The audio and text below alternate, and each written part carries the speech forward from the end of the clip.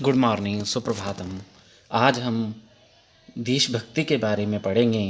देशभक्ति में देश पर बलिदान होने वाले उन वीरों की गाथा है जो इस देश की आज़ादी के लिए अपना संपूर्ण जीवन संघर्ष करते रहे और अंत में आज़ादी के दिलवा करके ही अपने प्राणों की आहुति इस देश के लिए दी। शहीद भगत सिंह और चंद्रशेखर आज़ाद के बारे में आज इस वीडियो में हम बात करेंगे कि उनके जीवन किस तरह से देश के नाम पे अच्छा कार्य करके गया। तो आओ, देशभक्ति कार्यक्रम में अब बच्चा बच्चा देशभक्ति पढ़ेगा, अब बच्चा बच्चा देशभक्त बनेगा। इसी टॉपिक पर हमारे देशभक्त क्रांतिकारी शहीद भगत सिंह को याद करते हुए हमें इनके जैसे जीवन से प्रेरणा लेने की कहानी है ये। आओ स्टार्ट करें। दुनिया भर में जब भी अपने देश के लिए जान कुर्बान करने वाले नौजवानों की बात आती है तो शहीद आजम सरदार भगत सिंह का नाम सबसे पहले लिया जाता है। हो भी क्यों ना, केवल 23 साल की उम्र में, जिस समय हमारे यहाँ बच्चे कॉलेज की पढ़ाई पूरी कर रहे होते हैं, उस उम्र में उन्होंने अपने विचारों और अपनी देशभक्ति के दम पर अंग्रेजी सरकार की जड़ें हिलाकर रख दी थी। आज भारत में ही नहीं, दुनिया भर में नौजवान शहीद भगत सिंह के जीवन से प्रेरणा लेते हैं और उन्हें अपना आदर्श मानते हैं। भगत सिंह जैसा बनना कोई आसान काम नहीं है। इसके लिए हमें उनके बचपन को समझना बहुत ज़रूरी है। उनके बचपन से जुड़ा हुआ एक बहुत मशहूर किस्सा है जो हर बच्चे को जानना और समझना ज़रूरी है। यही किस्सा हमें यह बताता है कि देशभक्ति का भाव हमारे अंदर सिर्फ बड़े होकर नहीं आता, बल्कि बचपन से ही इसका होना कितना ज़रूरी है। एक बार की बात है, भगत सिंह के चाचा घर में एक बंदूक लेकर आए। उन्होंने अपने चाचा जी से पूछा कि इससे क्या होता है। चाचा जी ने बताया कि वे इससे अंग्रेजी हुकूमत को दूर भगाएंगे। कुछ दिनों बाद जब भगत सिंह अपने चाचा के साथ खेतों में काम करने गए तो देखा कि उनके चाचा वहाँ एक आम का पेड़ लगा रहे थे। तब भगत सिंह ने पूछा, चाचा जी यह क्या कर रहे हो? उन्होंने कहा, मैं आम का पेड़ लगा रहा हूँ जिस पर बहुत से आम लगेंगे और हम सब खाएंगे। थोड़ी देर में चाचा का ध्यान भगत सिंह की ओर गया। उन्होंने देखा कि बालक भगत सिंह छोटी छोटी लकड़ियाँ खेत में गाड़ रहा था। चाचा जी ने पूछा, तुम खेत में ये क्या गाड़ रहे हो? चाचा जी ने सोचा होगा बच्चे का जवाब आएगा कि मैं खेल रहा हूँ, लकड़ियाँ गाड़ रहा हूँ। लेकिन बच्चे का उत्तर सुनकर वे और पीछे खड़े परिवार के बाकी लोग भी हैरान रह गए। भगत सिंह ने कहा था, मैं बंदूकें बो रहा हूँ। चाचा जी ने फिर पूछा, तुम जानते हो इसका मतलब क्या है? भगत सिंह बोले, मैं जानता हूँ। हमारा देश गुलाम है और हमें आज़ादी के लिए अंग्रेज़ों से लड़ने के लिए बहुत सारी बंदूकों की ज़रूरत पड़ेगी, इसलिए मैं बंदूकें बो रहा हूँ। जब बहुत सारी बंदूकें होंगी तो हम सब अंग्रेज़ों से लड़ेंगे और उन्हें अपने देश से भगा देंगे।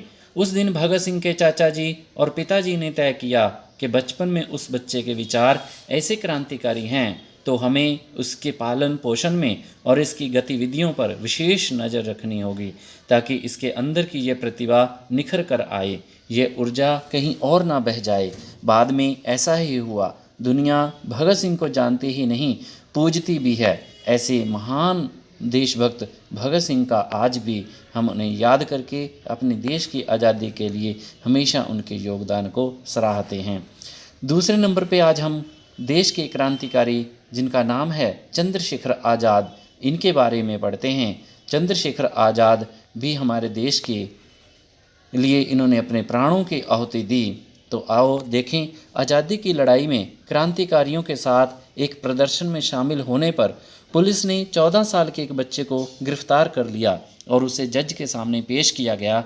जहां जज ने उस बच्चे से उसका नाम पूछा तो पूरी दृढ़ता से उस बच्चे ने जवाब दिया, मेरा नाम आज़ाद है। पिता का नाम पूछने पर जोर से बोला स्वतंत्रता और पता पूछने पर बोला जेल। इस पर जज नाराज हो गया और बच्चे को सरेआम 15 कोड़े लगाने की सज़ा सुनाई। जब उस बच्चे की पीठ पर कोड़े बरस रहे थे तो उसके मुंह पर कोई शिकन नहीं थी। वह तो बस एक स्वर में वंदे मातरम कहे जा रहा था। वह बच्चा चंद्रशेखर आज़ाद के नाम से पहचाना जाने लगा। ये वही चंद्रशेखर आज़ाद थे जिनके नाम मात्र से अंग्रेजी पुलिस कांपने लगती थी।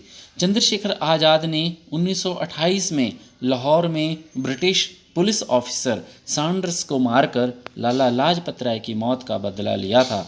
उन्होंने सरकारी खजाने को लूटकर क्रांतिकारी गतिविधियों के लिए धन जुटाना शुरू कर दिया। उनका मानना था कि यह धन भारतीयों का ही है जिसे अंग्रेजों ने लूटा है। राम प्रसाद बिस्मिल के नेतृत्व में आज़ाद ने ककोरी कांड 1925 में सक्रिय भाग लिया था। चंद्रशेखर आज़ाद कहते थे कि दुश्मन की गोलियों का हम सामना करेंगे, आज़ाद ही रहे हैं, आज़ाद ही रहेंगे। उनके इस नारे को हर क्रांतिकारी युवा रोज दोहराता था। वे जिस शान से मंच से बोलते थे, हजारों युवा उनके साथ देश के लिए जान लुटाने को तैयार हो जाते थे। 7 फरवरी 1931 के दिन चंद्रशेखर आज़ाद इलाहाबाद के अल्फ्रेड पार्क में अपने एक साथी के साथ बैठकर विचार विमर्श कर रहे थे कि तभी वहां अंग्रेजों ने उन्हें घेर लिया।